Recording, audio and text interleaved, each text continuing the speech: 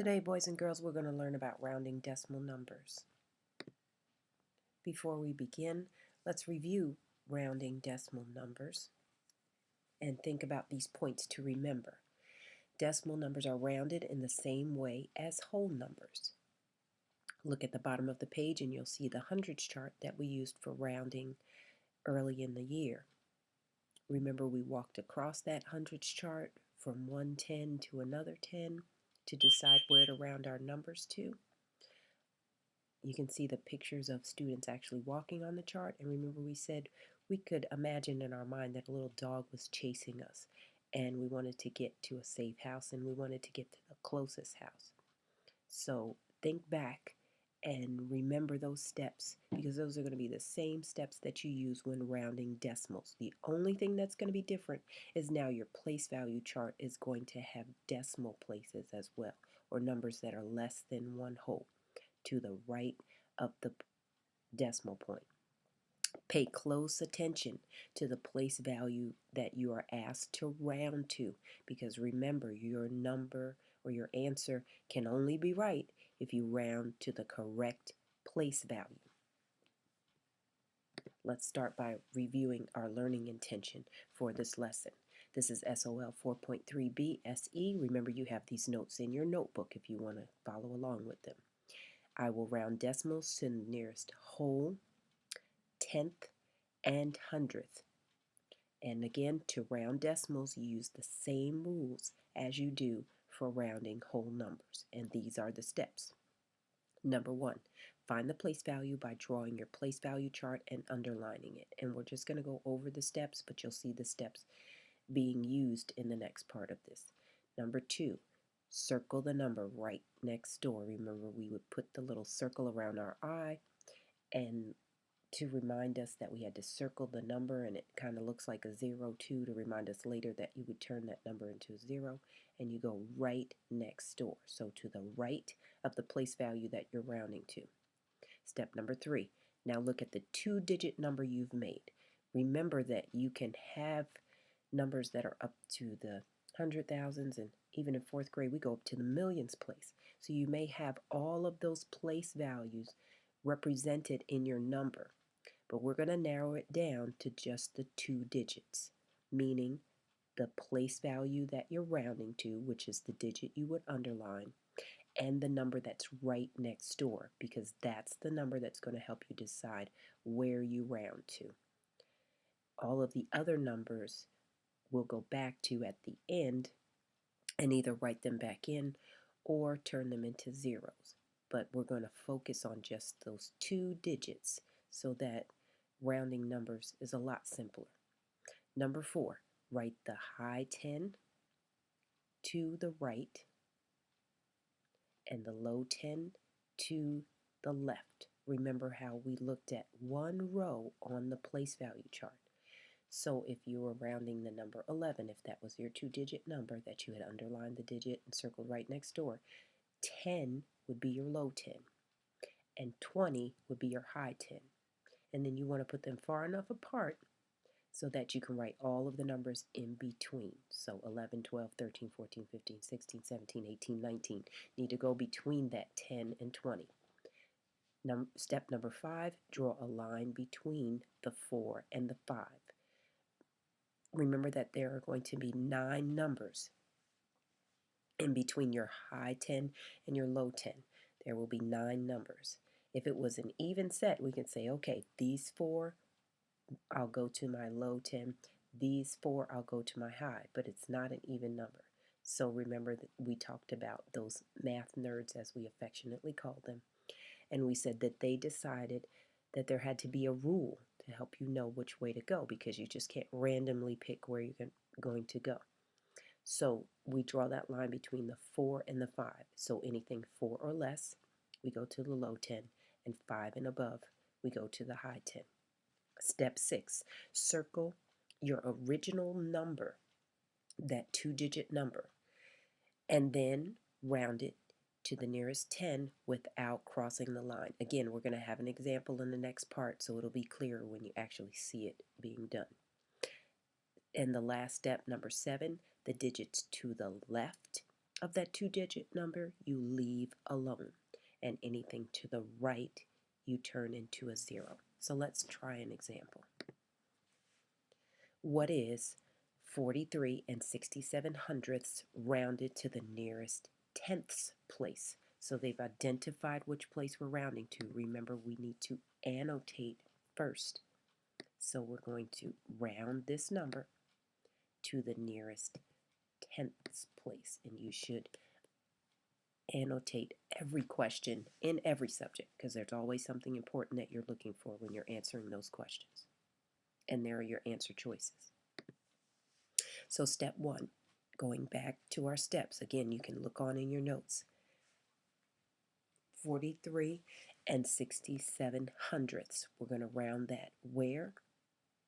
Yes, to the nearest tenths place. And remember, it's so important for you to identify where you're rounding to.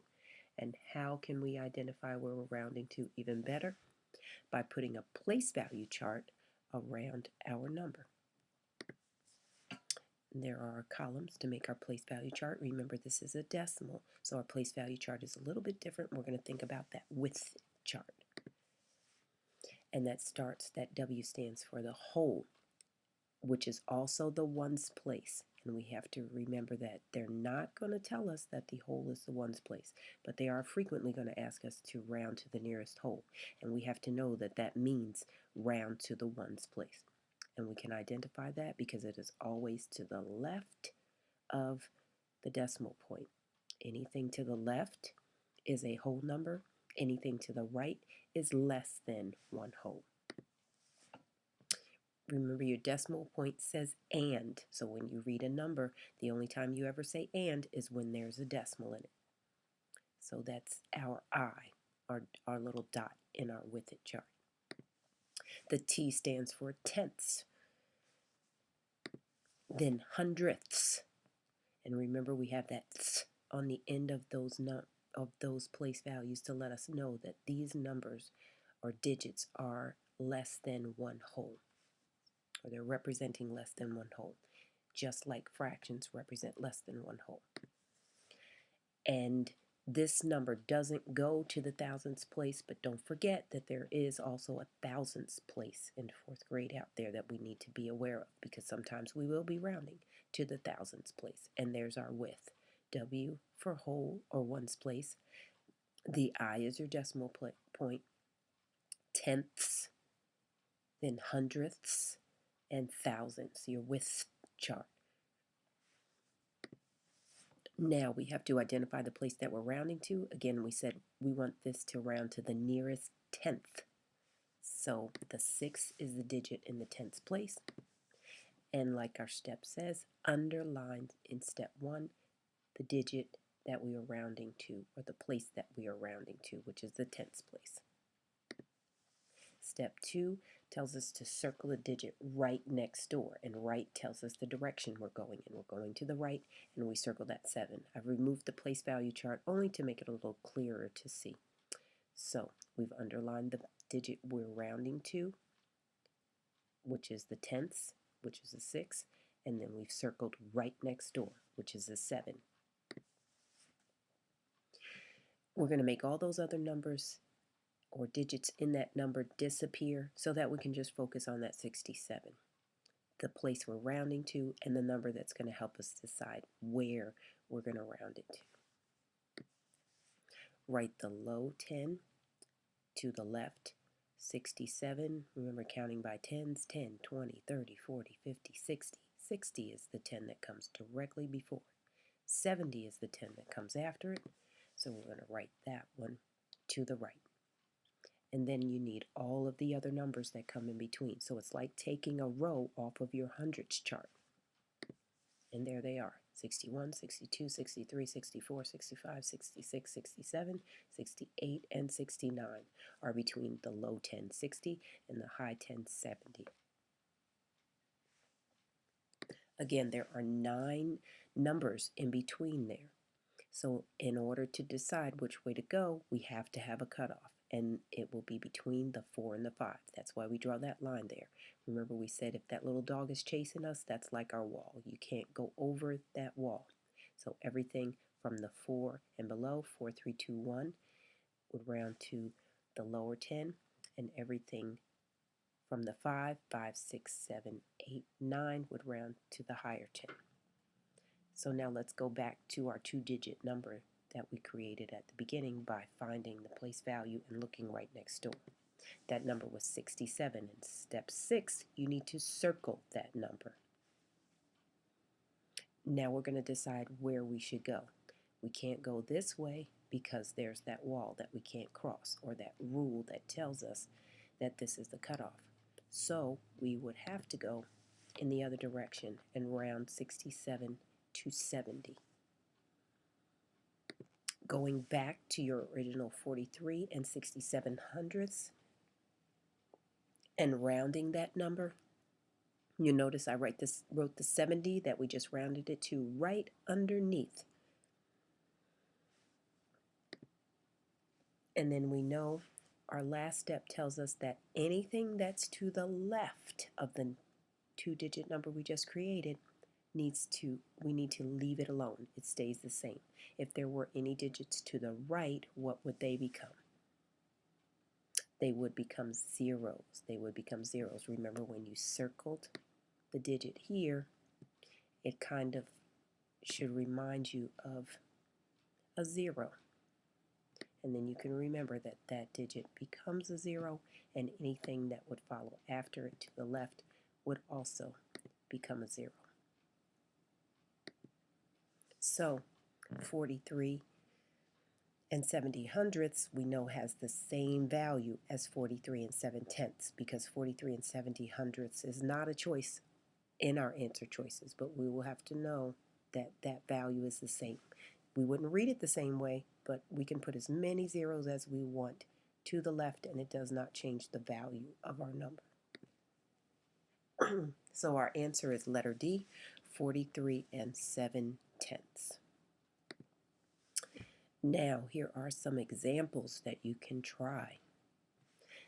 They want you to take each of these numbers listed here and round it to the nearest whole number, the nearest tenth, and then the nearest hundredth. So you will need the place value chart to be able to identify the place value of each of those digits, the nearest whole, the nearest tenth, and then the nearest hundredth. And you can put your answer in the box. And when you're done, there will be an answer sheet available for you to check it. If you need to, go back to your notes and look at them again. Again, remember that rounding decimals is just the same as rounding whole numbers, but now we're rounding to decimal place value, and there will be a decimal in your answer. Hope you enjoyed this video, and you can bring me your answers to school if you'd like and show me what you've done.